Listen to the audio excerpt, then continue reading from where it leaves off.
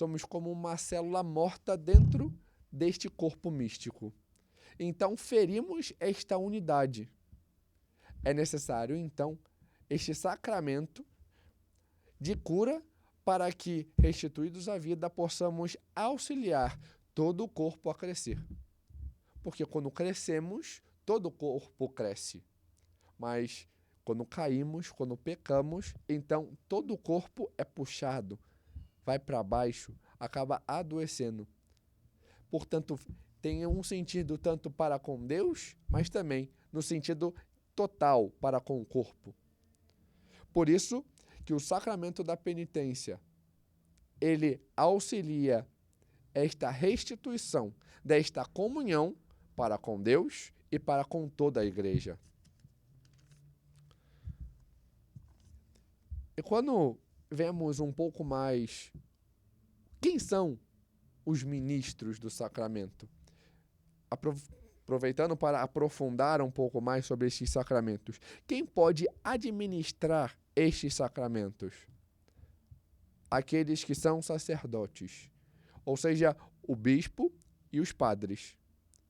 O bispo, por excelência, e os padres, por serem seus cooperadores. Fazendo, às vezes de Cristo, sacerdote, eles podem, então, ouvir e administrar o perdão, de modo que aqueles que o acorrem, então, possam ser novamente reparados e ter esta cura para os seus pecados. E quem são os sujeitos? Alguns acham ou apresentam da seguinte forma: todos, mas não. Os sujeitos são aqueles que são fiéis, ou seja, aqueles que são batizados, porque o batismo é necessário para os demais sacramentos. Então, aqueles que são batizados e que têm sua consciência já formada, já tem, por exemplo, uma criança que ainda não atingiu a idade da razão, ainda não tem consciência dos seus erros. Então, ainda não tem pecado mortal. Mas quando já se tem consciência daquilo que se faz, então já se tem pecado mortal, já se tem uma necessidade, ao ponto que o Código de Direito Canônico apresenta que aos pais é pedido que estes vão instruir nos seus filhos a fim de que possam, chegada à idade da razão, confessar-se. Porque a confissão é para o retorno à comunhão. Não necessariamente a recepção mera da Eucaristia, mas essa comunhão espiritual para com Deus. Bom, e tendo a noção que os penitentes são estes fiéis, ou seja, os que são batizados e que têm essa consciência dos seus pecados, que já são instruídos e sabem o que é certo fazer e o que é errado, o que é pecado e não, e tem essa liberdade de escolha para com isso. Então, temos que aqueles que são os atos do penitente, do sujeito que recebe este sacramento, o sacramento da reconciliação, que são a contrição, a confissão e a satisfação. A contrição é a dor da alma e a detestação do pecado cometido com a resolução de não pecar mais no futuro. Saber que aquilo que foi cometido é ruim e detestar aquilo que fez e não querer mais cometê-lo. Esta contrição, ela pode ser perfeita. O que é a contrição de modo perfeito? A contrição propriamente é quando esta dor ela se volta para com o amor. Ou seja, por amor a Deus e por não querer ofender aquele a quem eu amo, então eu peço perdão. Eu tenho a necessidade de pedir perdão diante da ofensa daquele a quem amo. E a contrição imperfeita ou atrição é quando a contrição é movida não por amor, mas por temor de uma pena. A pena ao inferno, a pena à separação, a pena diante do apartar-se de Deus ou de uma punição, nesse sentido, é uma atrição. Mas, já sendo atrição, já é o suficiente para a confissão. E propriamente a confissão, que é o dizer os seus pecados, o acusar-se de seus pecados daquilo que fez. E nesse sentido, quando se estuda um pouco de teologia moral, dizem, né, os confessores que a confissão tem 3 seis. A confissão tem que ser completa, ou seja, dizer todos os pecados mortais que se cometeu, desde a última confissão. Ela tem que ser contrita, ou seja, ter este arrependimento e, principalmente, ser curta. Ou seja, não ficar se explicando, porque quando vai se explicando, então, você não está querendo se acusar, você está querendo se desculpar.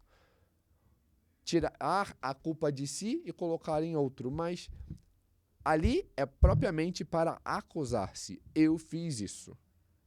Eu cometi esse pecado, e de modo a especificá-lo, né? Dizer aquilo que se fez, propriamente dito. Mas não é necessário entrar em tantos detalhes. Mas dizer, olha, eu ofendi, cometi um pecado contra o 4º mandamento, porque... e por não ter obedecido os meus pais, né? Apresentar dessa forma, assim, por ter falado alto com a minha mãe, ou seja, especificar o que fez, né? Porque existem gradações diante da gravidade daquilo que se fez. E a satisfação. O que é a satisfação? É a reparação pelo mal que cometeu. Ou seja, quando cometemos o mal contra o outro, é bom que, na medida do possível, possamos repará-lo.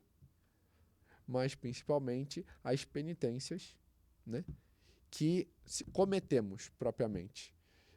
As penitências, que o confessor se aplica a nós no sacramento, apresentando, que pode ser de vários tipos, pode ser para fazer um ato de uma ação de misericórdia para com o outro, pode ser orações, pode ser certas privações, né? Vários tipos, não necessariamente só as orações, né? Mas que elas têm uma gradação de acordo com o mal que fora feito.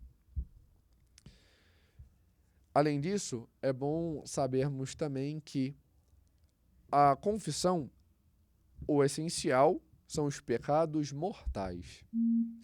Mas também podemos falar, na medida do possível, daqueles pecados veniais. Não é essencial que o façamos, né? Não precisamos necessariamente fazê-los, mas é bom que o façamos, né? Na medida do possível, de modo regular, porque veremos que este sacramento tem graças específicas para nos ajudar a crescer espiritualmente e não cometer mais estes pecados. E quais são, então, os efeitos deste sacramento? Em primeiro lugar, a reconciliação para com Deus e também para com a Igreja. Mas, além disso, a remissão da pena eterna, também a remissão, em parte, da pena temporal e a força para combater estas insinuações do pecado, esta fome de pecado que nós somos marcados. que é a concupiscência.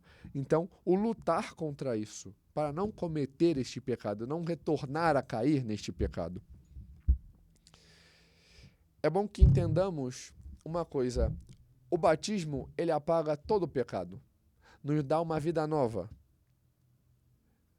Em relação ao pecado mortal, ou pecado original, que cometemos, que nossos primeiros pais cometemos e que herdamos, e aqueles que batizados já quando adultos, das suas faltas, os seus pecados pessoais. No entanto, após o batismo, quando cometemos um pecado, quando caímos em pecado, a pena eterna, ou seja, o inferno, este apartamento de Deus, isto é remido com a confissão. Mas ainda existem certas rugas que ficam na nossa alma, que são as penas temporais. Estas penas, então, em parte na penitência, são apagadas pelas orações. Mas precisa de mais. Por isso que ao longo da nossa vida é bom que façamos penitências voluntárias, mortificações, né? E principalmente buscarmos as indulgências. O que são essas indulgências? São um modo de apagarmos as penas temporais que temos. Porque quando não apagamos estas penas temporais aqui, em nossa vida, morrendo em estado de graça, essas penas temporais, então, são apagadas no purgatório, aonde somos purgados e somos purificados destas penas que não pagamos aqui.